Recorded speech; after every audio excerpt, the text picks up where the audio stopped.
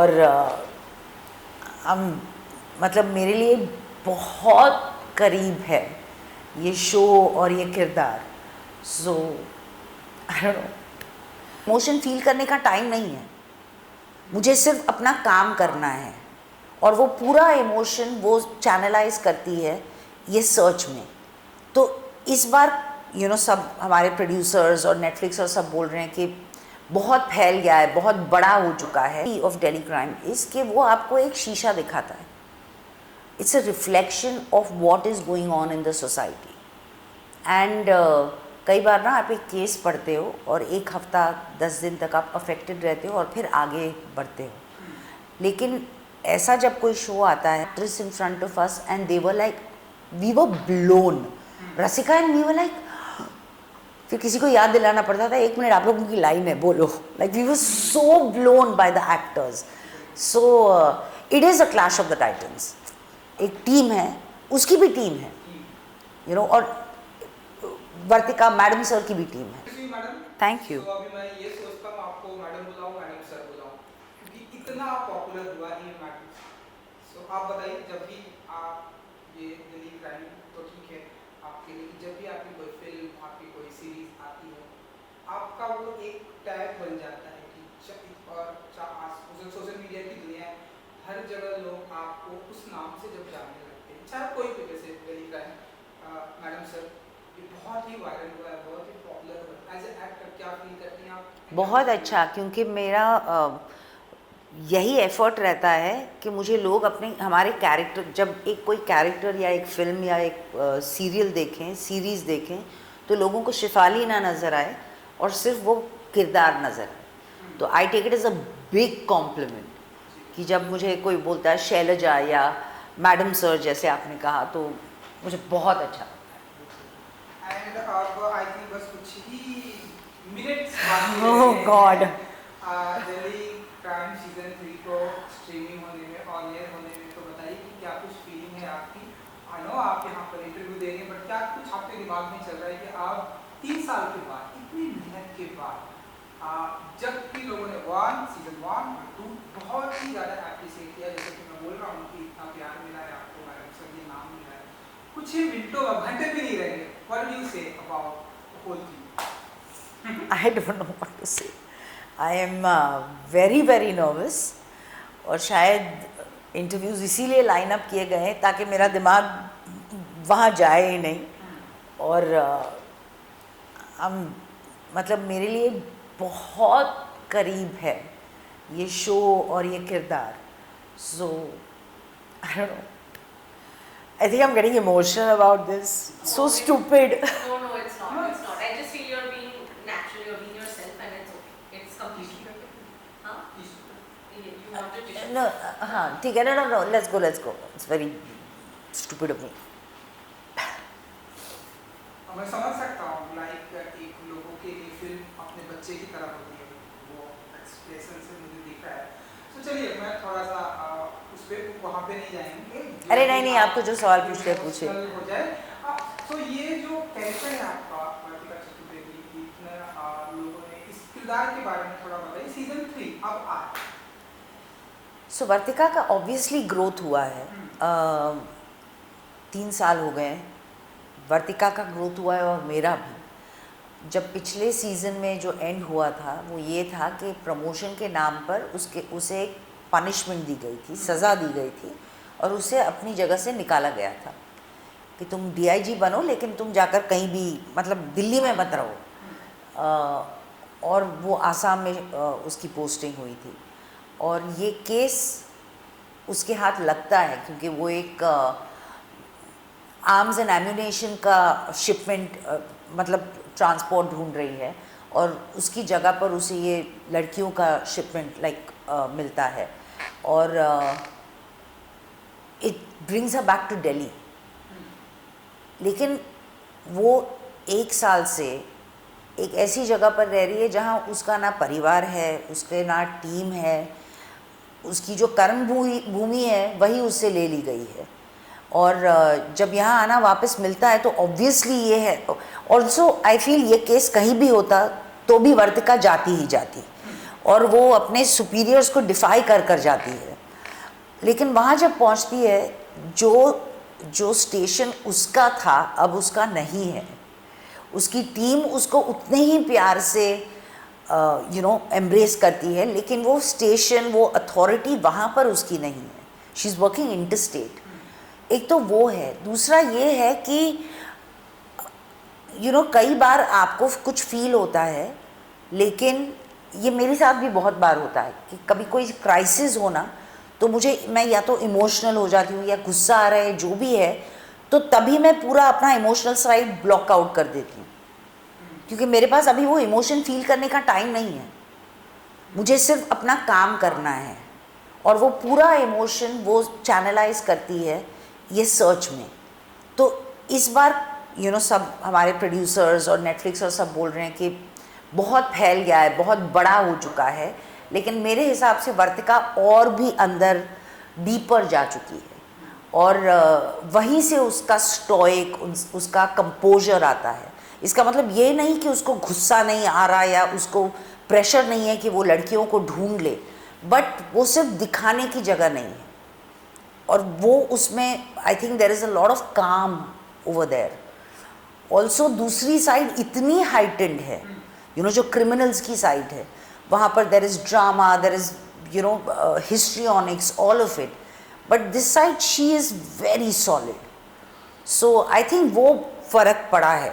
Also उसको ये भी शायद सबकॉन्शियसली ख्याल है कि अब दोबारा मुझे काम जो करना है, मतलब मेरा फोकस लाइफ में है कि मैं लोगों के लिए कुछ कर सकूं, I make this place a better place. लेकिन अगर मैं कुछ पंगा लूँगी ना, तो मुझे वापस भेज देंगे और मैं अपना काम नहीं कर पाऊँगी। So her whole focus is how can I do my work, how do I find those girls, बस उसका और कुछ नहीं है।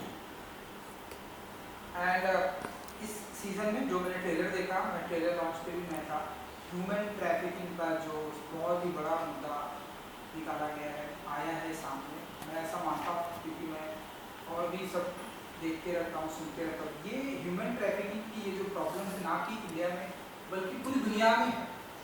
ये जो मुद्दा आपने इस सीरीज के जरिए निकाला है, क्या कैसे देखती हैं आप ह्यूमन ट्रैफिकिंग, एंड क्या कुछ कहना चाहेंगी, एंड किस तरह से पर्दाफाश होने वाला है डेली क्राइम 3? आपने जैसे कहा, ये हमारे इर्द गिर्द होता है, लेकिन कई बार हम नोटिस नहीं कर पाते या ध्यान नहीं आता, क्योंकि ह्यूमन ट्रैफिकिंग के कई तरीके हैं जो इस शो में पता चलता है। ना सिर्फ प्रोस्टिट्यूशन, लेकिन हमारे कई गाँव में डेमोग्राफिक, मेन एंड वुमेन का डेमोग्राफिक अलग है।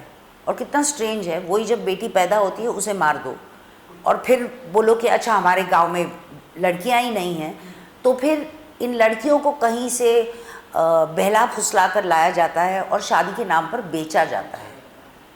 So there are many forms, या उन्हें अच्छे जॉब के नाम पर अब्रॉड भेजा जाता है। तो there are many forms of trafficking. तो कई बार हमको शायद ये ध्यान ना आए, लेकिन दिल्ली क्राइम की खूबी नहीं कहूँगी, but one of the points, the USP of Delhi crime is कि वो आपको एक शीशा दिखाता है।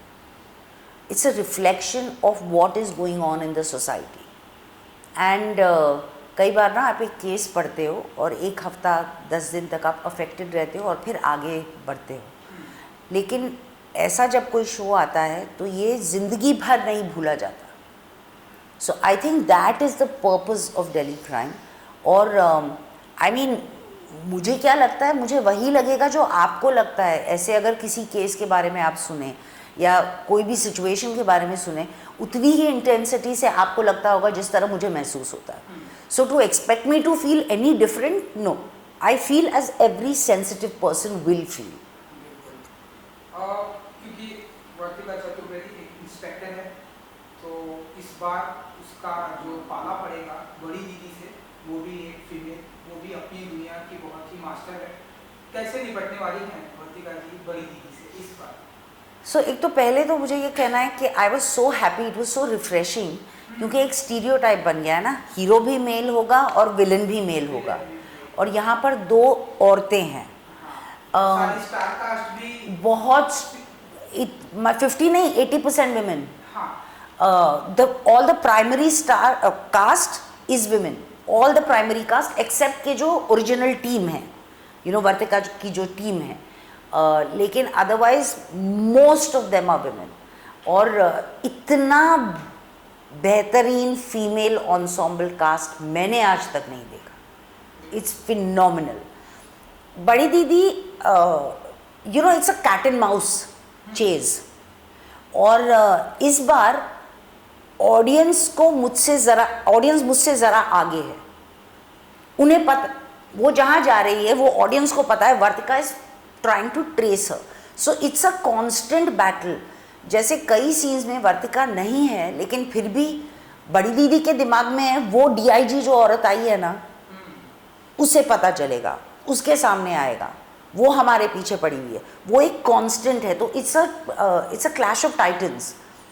और वो कैरेक्टर इतना हाइटेंड है, हुमा का कैरेक्टर इमोशनली इतना वॉलेटाइल हाइटेंड कैरेक्टर है, जबकि वर्तिका इज वेरी वेरी स्टेबल, मतलब mentally and physically she is very held back, you know she is in control. के मेरे को इमोशन नहीं दिखाना, लेकिन मैं I will get you, that is what she is on.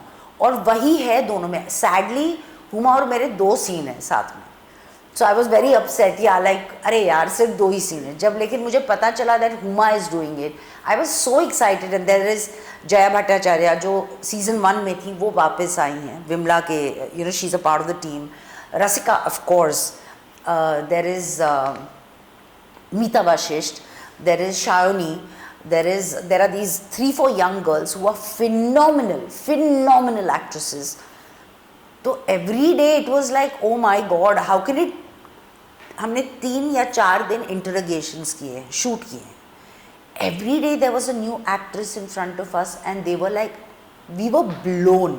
Rasika and we were like, फिर किसी को याद दिलाना पड़ता था, 1 मिनट आप लोगों की लाइन है बोलो, like we were so blown by the actors. So it is a clash of the titans. एक टीम है, उसकी भी टीम है, you know, और वर्तिका मैडम सर की भी टीम है। सो it is you know both, वो भागने की कोशिश कर रही है, ये पकड़ने की कोशिश कर रही है। सो या जिस तरह से, ये मेरा अगला सवाल था कि जिस तरह से वुमेन का दबदबा हमारी इंडस्ट्री, ना कि इंडस्ट्री में बल्कि इंडिया में हम देखते हैं, अभी वुमेन ने वर्ल्ड कप जीता। वुमेन आप तो लाइक जमाने से इंडस्ट्री में, मुझे याद होगा कि जब आप इंडस्ट्री में आई थी तब इतने वुमेन, इतनी महिलाएं नहीं थी हमारे इंडस्ट्री में। अब देखिए मेकअप आर्टिस्ट भी वुमेन है, आपकी विलेन भी वुमेन है, हीरो भी वुमेन है, और आपकी जो पूरी टीम है वो भी वुमेन है। तो वुमेन का दबदबा जितनी तेजी से हमारे इंडिया में बढ़ रहा है, ये कैसे देखती हैं शेफाली? बहुत वक्त से मुझे किसी ने सवाल पूछा था कि इतनी सारी, अभी फ़िलहाल इतनी सारी फीमेल ओरिएंटेड स्टोरीज़ क्यों आ रही हैं, और मैंने कहा था क्योंकि अब तक वो कहानियाँ कहीं नहीं गई थी, वो कहीं अंदर दबी हुई थी, वो सारी कहानियाँ बाहर आ रही हैं। And I mean women are a perfect example of sensitivity, vulnerability and strength. You know, सिर्फ सबको लगता है कि power only comes from strength. No, it comes from sensitivity, it comes from vulnerability. अगर मुझे इतना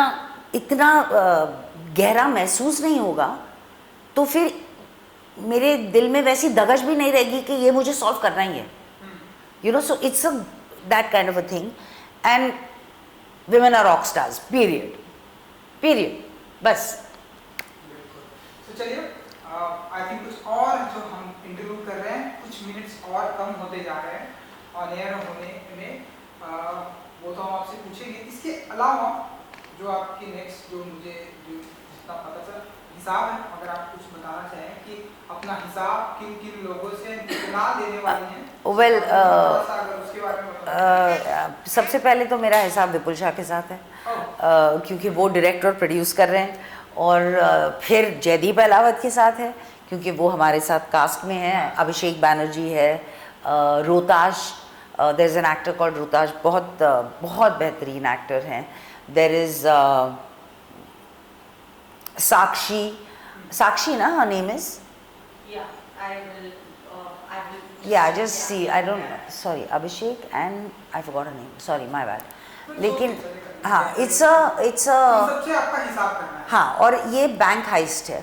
ओह, या सो विपुल आंखें के बाद एक हाइस्ट फिल्म डायरेक्ट कर रहे हैं और बहुत मज़ा आया because the script is also like that. So हाँ, so 3 साल के बाद जब आप Delhi Crime first Sorry to it. I think Sonia Mittal or No, okay. no. It's okay, चलेगा। चलेगा। हाँ, ठीक है। सबसे हिसाब लेना है। हाँ, लेकिन वो नाम काट देना फिर, क्योंकि मैंने अगर किसी का गलत हाँ। सृष्टि श्रीवास्तव। Okay, सृष्टि शिवा। तो साक्षी काट देना, बस ये नाम आप। हाँ। एंड हाँ, दिल्ली क्राइम पे हम अपने आते हैं। 3 साल के बाद फर्स्ट डे जो सेट का जो माहौल था, अगर आप कुछ बताना चाहें, क्योंकि इस बार लोकेशन ना कि सिर्फ दिल्ली थी बल्कि आसाम भी था, मुंबई भी था। सो सैडली मैं बहुत एक्साइटेड हो गई थी कि अरे हम लोग आसाम में शूट करेंगे, लेकिन हम लोगों ने फिल्म सिटी में शूट किया। तो मतलब मेरा दिल बहुत बुरी तरह से टूटा है, बट सबका अरे यार वहाँ शूट करने वाले थे। लेकिन हम झुंझुनू में गए थे, रोहतक, झुंझुनू, ऑफ कोर्स बॉम्बे, दिल्ली, कुछ पार्ट्स हरियाणा में शूट किए गए हैं। सो it's a very wide spread show this time. वही था ना आपका सवाल? हाँ जी, हाँ। चलिए। सो अब और कुछ ही मिनट बाकी रह गए हैं। फाइनली ये मेरा आखिरी सवाल है आपसे, तो बताइए कि कितनी एक्साइटेड हैं शेफाली?